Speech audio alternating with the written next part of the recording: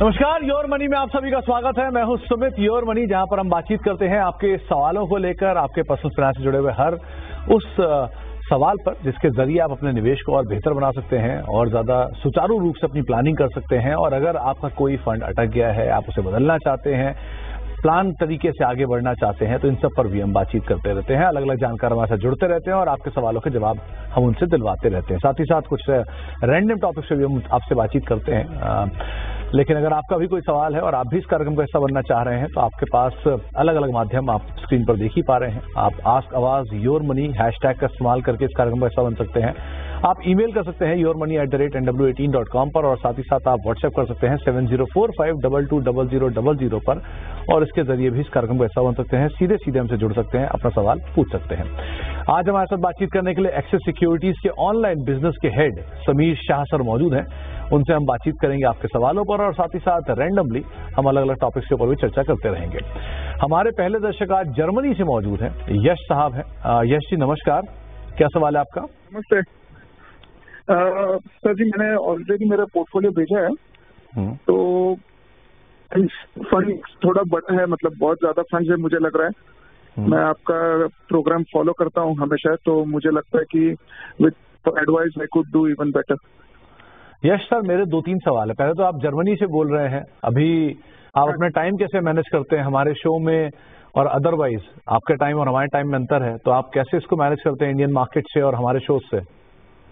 मैं मतलब ऑफिस के बाद यूट्यूब पे देखता हूँ आपके वीडियोस। ओके। और वीकेंड पे भी देखता रहता हूँ। चलिए बढ़िया। और भारतीय बाजारों में आपका जो निवेश आप कर रहे हो, ये कब से निवेश कर रहे हो? कि जिस तरह का आपका पोर्टफोलियो, मेरे ख्याल से आप पहले से निवेश कर रहे हो काफी। सो कब से आप इन्वेस्टेड हो मार्केट में? 2018 से मैं कर रहा हूँ। ओके। और जो आपने ये फंड्स का चुनाव किया है, ये खुद की राय पे किया है या दोस्तों की राय पे, या किसी की सलाह लेके, कैसे? जी, मैक्सिमम मैंने खुद से ही किया है। सिर्फ निपॉन स्मॉल कैप मेरे फ्रेंड ने रेकमेंड किया था मुझे। ओके। और आपने जो हमें अपने टारगेट दिए कि आप 20 साल में 10 करोड़ रुपए का लक्ष्य साध रहे हैं बच्चों की शिक्षा के लिए और रिटायरमेंट के लिए। करेक्ट। एक आखिरी सवाल, ये 10 करोड़ जो होगा, ये आप भारतीय बाजार भारत की अर्थव्यवस्था में ही खर्चेंगे ना, या जर्मनी की करेंसी में आप इसे चाह रहे हैं? क्योंकि वहां के हिसाब से तो बहुत जी नहीं, मैं वापस इंडिया आ जाऊंगा, तो उस हिसाब से मैं सोच रहा हूँ। चलिए, तो हम भारतीय रुपया अनुसार 10 करोड़ रुपए मान के चले, राइट? चलिए समीर सर नमस्कार, स्वागत है कार्यक्रम में। बहुत सारी चीजों पर क्लैरिटी ले ली हमने इनसे। 39 साल इनकी उम्र है, 50,000 रुपए की इनकी SIP है, और पोर्टफोलियो करीब 23-23.5 लाख रुपए का है। 20 साल में 10 करोड़ रुपए का ये लक्ष्य साध रहे हैं, जो बहुत अनअचीवेबल तो नहीं दिखाई पड़ रहा है, पहली चीज। इनफैक्ट ज्यादा ही बड़ा शायद पूंजी जोड़ लेंगे। स्टेप अप भी कर सकते हैं, 2018 से निवेशित भी हैं। बच्चों के लिए इन्होंने प्लानिंग की है और रिटायरमेंट के लिए प्लानिंग की है। एक सवाल जो इन्होंने बहुत जेन्युइनली खुद ही उठाया है कि इनके पास फंड्स काफी सारे हैं। स्मॉल कैप फंड भी है, फ्लेक्सी कैप भी है, लार्ज एंड मिड कैप भी है, कुछ सेक्टोरल भी है, जैसे तो वो भी एक पार्ट इंपॉर्टेंट है। सो आप क्या राय रखते हो, क्या करना चाहिए ना? सुमित जी, पहले तो धन्यवाद, आपने मुझे आपके शो पे वापस से बुलाया। यश जी, आपका हमने सवाल केयरफुली एनालिसिस किया है। यहाँ पे पहले जो आपको कॉन्सुलेट करना चाहूंगा कि आपने आपका जो इंश्योरेंस बकेट है वो आपने अच्छे से फिल करके रखी हुई है। आपने अपना टर्म प्लान लेके रखा हुआ है, as well as health insurance भी सफिशिएंटली कवर्ड है। सो ये एस्पेक्ट से बहुत कम लोग देखते हैं, बट आपने ये बहुत अच्छे से मेंटेन किया हुआ है, विच इज रियली गुड। अब हम बात करते हैं आपके पोर्टफोलियो को लेके, जो आपने सजेशन किया। जैसे आपके पोर्टफोलियो में हाल फिलहाल 12 फंड है। जनरली हम सजेस्ट करते हैं कि आप 7 फंड से ज्यादा ना रखें। सो पोर्टफोलियो में भी हमारे थोड़े सुझाव है बदलाव के, जो हम ड्यूरिंग द कॉल डिस्कस करें। पहला जो आपका लक्ष्य था, आपको 10 करोड़ चाहिए अगले 20 साल में, जहां पे आपका करंट पोर्टफोलियो प्लस आपने जो 50,000 का SIP आप हर महीना कर रहे हो, उससे आप 7.5 करोड़ रुपए तक का आराम से बचा पाओगे। अपना कॉर्पस इतना इकट्ठा हो जाएगा।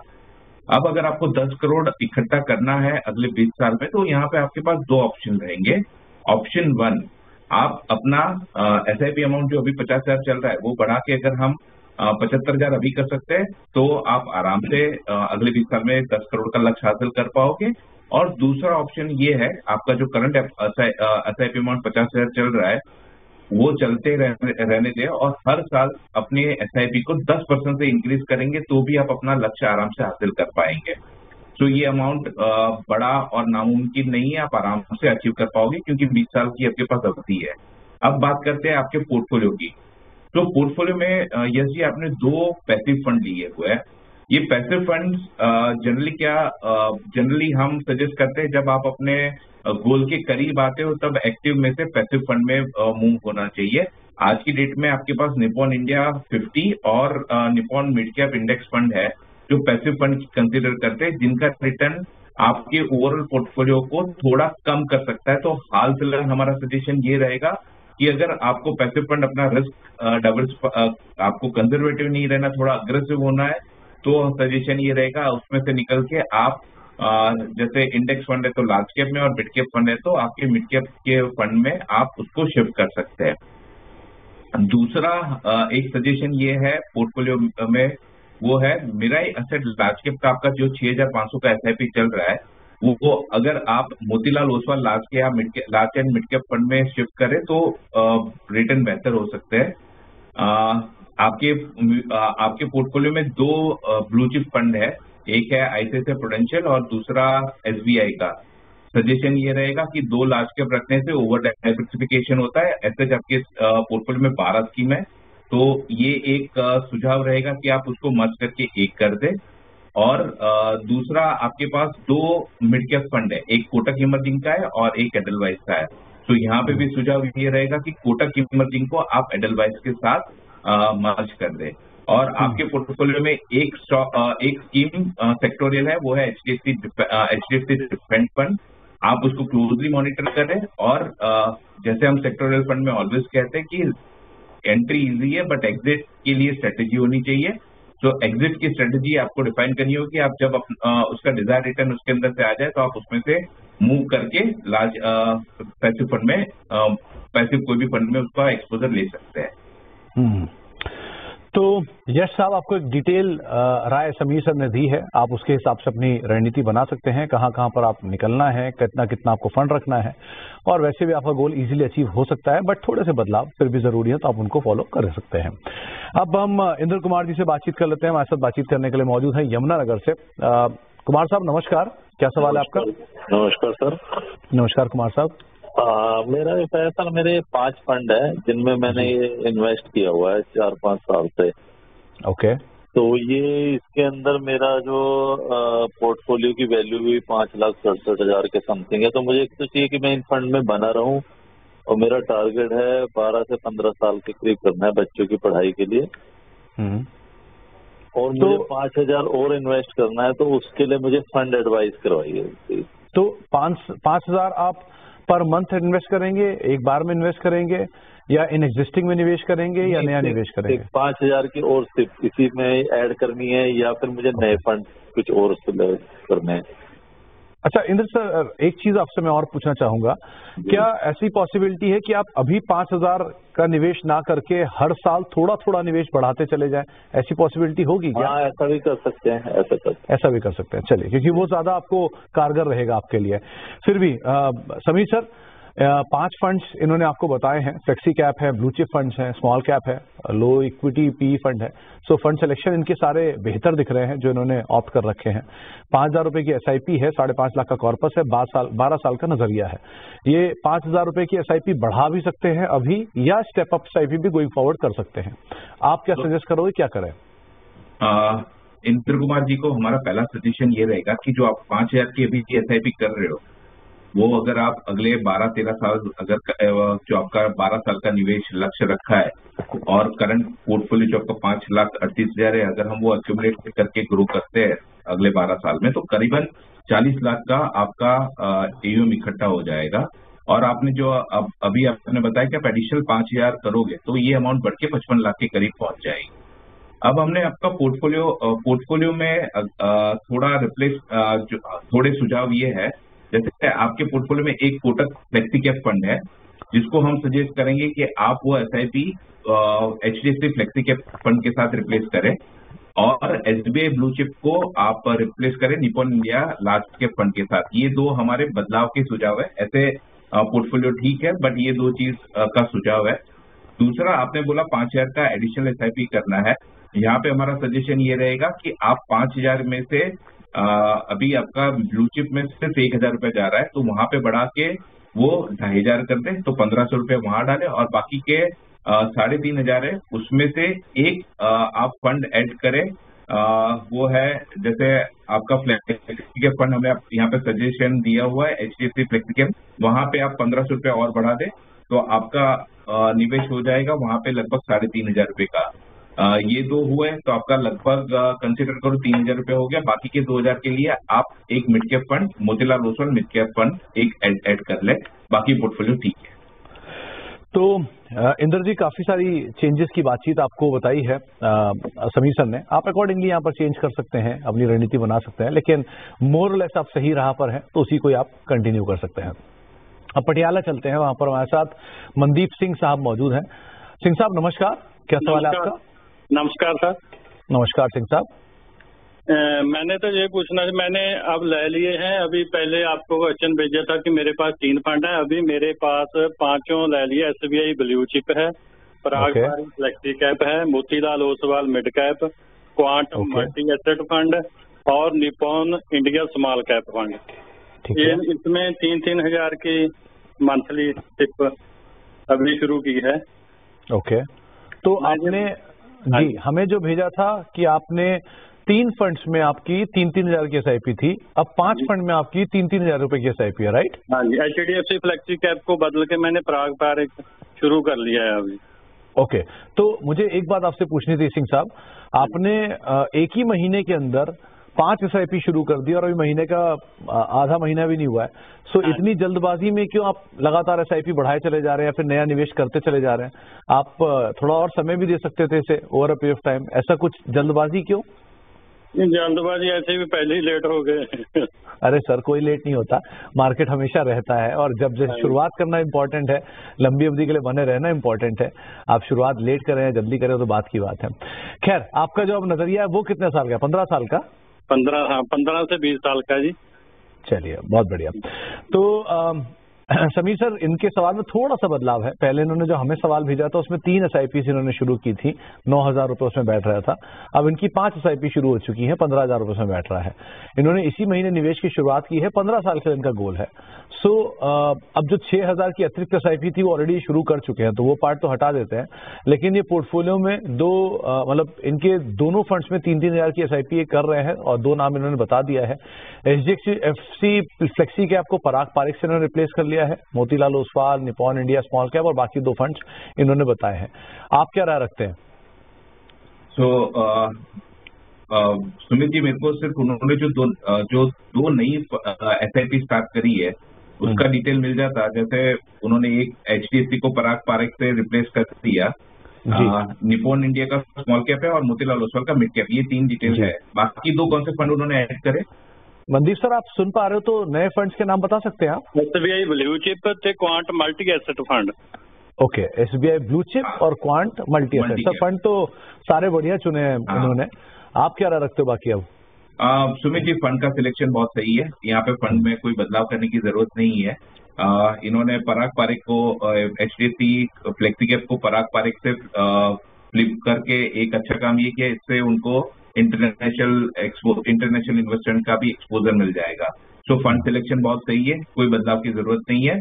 बट मनदीप जी, जैसे जैसे आप अपने 15 साल यानी आप अपने गोल के करीब आओ तो सजेशन ये रहेगा कि आप अपना इन्वेस्टमेंट धीरे धीरे पैसिव फंड की तरफ या डेट तरफ ओरिएंटेशन बढ़ाते जाना, जिससे आपका रिटर्न सिक्योर्ड रहे। तो सही मनदीप सर, लेट शुरू करना जल्दी शुरू करना वो बात की बात है, शुरू करना इज इम्पोर्टेंट पहली चीज, और 15 साल अभी भी अच्छा समय है।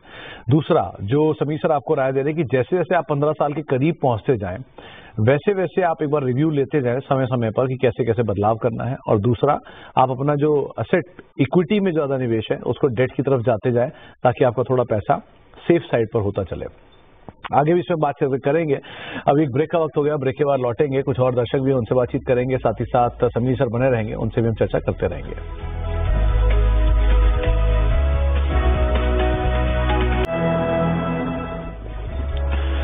आप देख रहे हैं योर मनी और हम बातचीत कर रहे हैं आज समीर सर से आपके सवालों को लेकर भी और रैंडमली उनसे अलग अलग टॉपिक्स के ऊपर भी चर्चा होती हुई दिखाई पड़ रही है। अगले दर्शक हमारे साथ नासिक से मौजूद है, समीर सर मौजूद है, माफ कीजिएगा पाटिल साहब मौजूद है हमारे साथ बातचीत करने के लिए। पाटिल साहब नमस्कार, क्या सवाल है आपका? नमस्कार सर। नमस्कार सर। सर मैंने मेरा पोर्टफोलियो आपको भेजा है, उसमें कोई तब्दीली करना चाहते थे, वही एडवाइस दीजिए सर। तो पाटिल साहब आपकी 9-9.5 रुपए की एसआईपी चल रही है और आप 15 साल में करीब 75 लाख रुपए के आसपास का एक निवेश साध कर चल रहे हैं, जो आपने हमें मेंशन किया है। तो आपसे मैं पहले तो ये पूछना चाहूंगा कि आप कब से निवेशित हो, ये एसआईपी आपकी कब से शुरू हुई है बाजार में? सर अभी 1 साल हो गया कंप्लीट। ओके, और अगर आपको राय दे समीर सर स्टेप अप करने की, तो क्या आप स्टेप अप कर सकते हैं? हाँ सर प्लीज। और उसमें सर हो मेरा क्या, और उसमें मुझे अलग कोई फंड ऐड करना चाहिए या रेगुलर में 15 साल के लिए इन्वेस्ट है, तो इसमें कोई तब्दीली करना चाहता हूँ? तो अभी जो फंड सिलेक्शन है सतीश साहब, ये आपने खुद डिसाइड किए हैं या किसी से जानकार से पूछा है या ऐसे ही अपने आप निकाल लिया? ये जो सर आपका ये जो शो आता है सर, उसको देख के मैंने उसको सिलेक्ट किया है। चलिए बहुत बढ़िया। तो समीर सर, सतीश जी का पोर्टफोलियो आपको भेजा हुआ है हमने। 9.5 रुपए की एसआईपी इनकी चल रही है, 75 लाख का लक्ष्य है, जो इजीली अचीवेबल भी दिखाई पड़ रहा है एटलीस्ट 15 साल में। और दूसरा स्टेप अप भी कर सकते हैं, तो वो इनको और एज भी दे देगा। इनके पोर्टफोलियो बस एक मल्टी कैप के 2 फंड इन्होंने चुन रखे हैं, जो थोड़ा सा अलग लग रहे हैं, लेकिन बाकी इनके पोर्टफोलियो में कोई खास खराबी तो नहीं है। मतलब 2 रिपीटेटिव है, मल्टी कैप 2, फ्लेक्सी कैप 2। सो आप क्या करोगे, क्या राय दोगे, क्या करना चाहिए?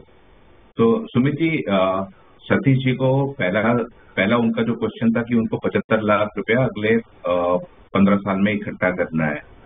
अभी 9.5 रुपए की एसआईपी कर रहा है, तो यहाँ पे 2 तरीके से वो अचीव कर पाएंगे। अगर वो अपनी एसआईपी अमाउंट अभी 6,000 से बढ़ा के 15,500 कर लेंगे, तो भी अगले 15 साल में 75 लाख रुपए आराम से इकट्ठा कर पाएंगे। या अगर अभी वो 6,000 से बढ़ा नहीं सकते हैं, एनुअली अगर वो 10,000 से स्टेप अप करते हैं, तो भी कंफर्टेबली अपने लक्ष्य को हासिल कर पाएंगे। अब बात करते हैं उनके पोर्टफोलियो की। तो सतीश जी, आपने अपने पोर्टफोलियो में 2 फ्लेक्सी कैप और 2 मल्टी कैप रखा है। अब जब हम 2 मल्टी कैप और 2 फ्लेक्सी कैप रखेंगे, तो वो कहीं ना कहीं आपके रिटर्न को थोड़ा इम्पैक्ट करेगा। कैसे बताता हूँ, जैसे अगर आपका रिस्क टॉलरेंस हाई है और आप investment small cap, mid cap और लार्ज कैप में आप पूरा वेल डाइवर्सिफाइड करके करते हो, तो रिटर्न थोड़ा नेचुरली ज्यादा आएगा फ्लेक्सी कैप और मल्टी कैप के कंपेयर में।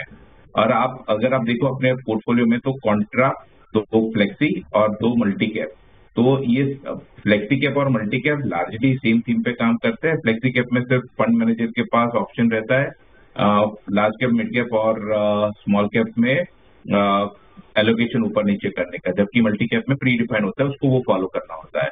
तो सजेशन ऑलवेज ये रहता है, अगर आपको रिटर्न मैक्सिमाइज करना है या रिटर्न से थोड़ा अपने पोर्टफोलियो को उस पर बीटा जनरेट करना है, तो सजेशन ये रहता है कि rather than having only flexi cap and multi cap, suggestion ये रहता है कि आप लार्ज कैप, मिड कैप और स्मॉल कैप की स्कीम जो प्री डिफाइन होते हैं उसमें इन्वेस्ट करो, तो थोड़ा रिटर्न बढ़ सकता है अपने पोर्टफोलियो पे।